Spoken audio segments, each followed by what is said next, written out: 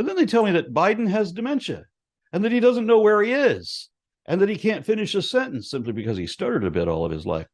But Trump is the one who keeps forgetting where he is. Is this Sioux Falls? Is this Sioux City? And he interrupts himself. And he frequently displays phonemic paraphasia, which alarms psychiatrists as it is a known symptom of dementia. And he's running for president. Yeah, one of our presidential candidates apparently has dementia, and it's not the one you're saying it is.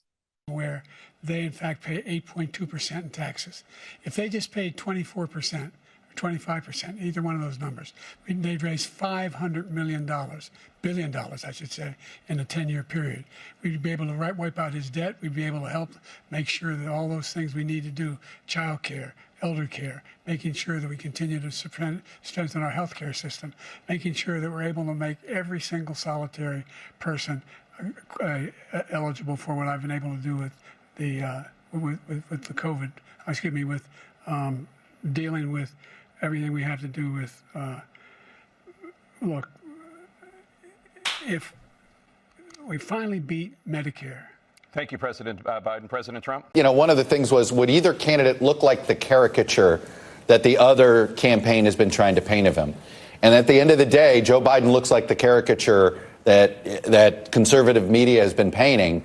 And there were no clips tonight, right? This was, you saw it before your eyes. Look, I don't want to just tell you what I think here, Tom. I've been talking to a lot of leaders in the Democratic Party, electeds, coalition leaders. There's a full-on panic about this performance. Not like, oh, this is recoverable. It is more of a, okay, he's got to step aside. There's a lot of that chatter.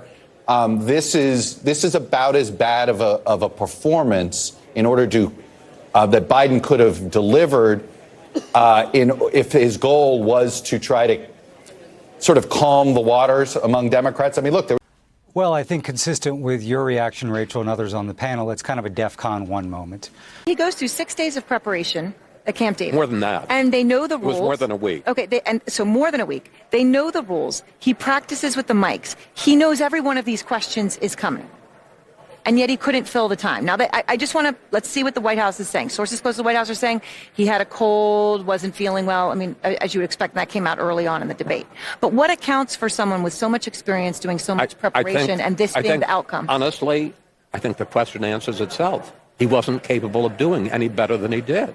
Look, that was, among the feedback I got from one elected official said, that's his performance after 5 days at Camp David? That's after rest? So I do think, frankly, the campaign had to come out with some explanation because I guess the cold is what they got to hang their hat on this.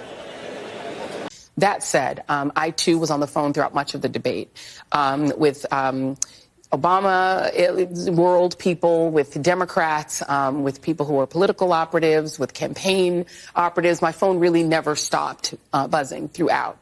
And the universal reaction was somewhere approaching panic.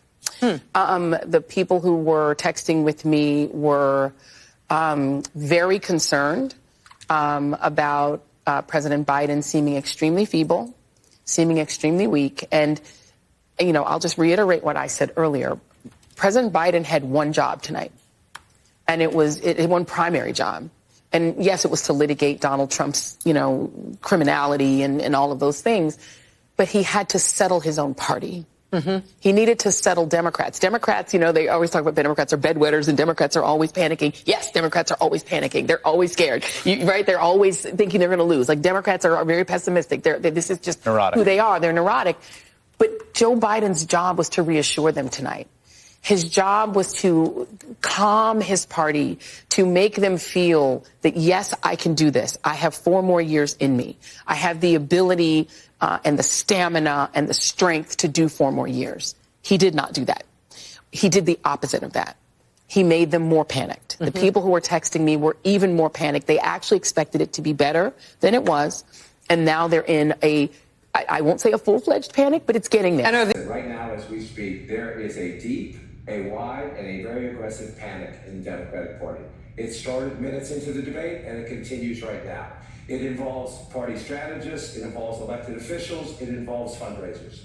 And they're having conversations about the president's performance, which they think was dismal, which they think will hurt other people down the party in the ticket, and they're having conversations about what they should do about it. Some of those conversations include, should we go to the White House and ask the president to step aside? Other of the conversations are about, should prominent Democrats go public with that call?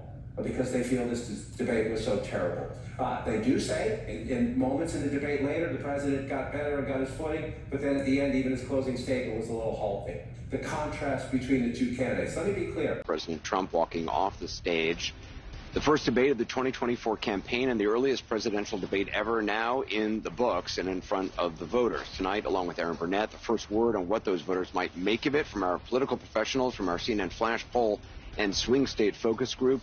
We'll be talking to surrogates, including Vice President Harris, getting fact checks from our Daniel Dale and new reporting from inside both campaigns. With me here, CNN political commentator Scott Jen.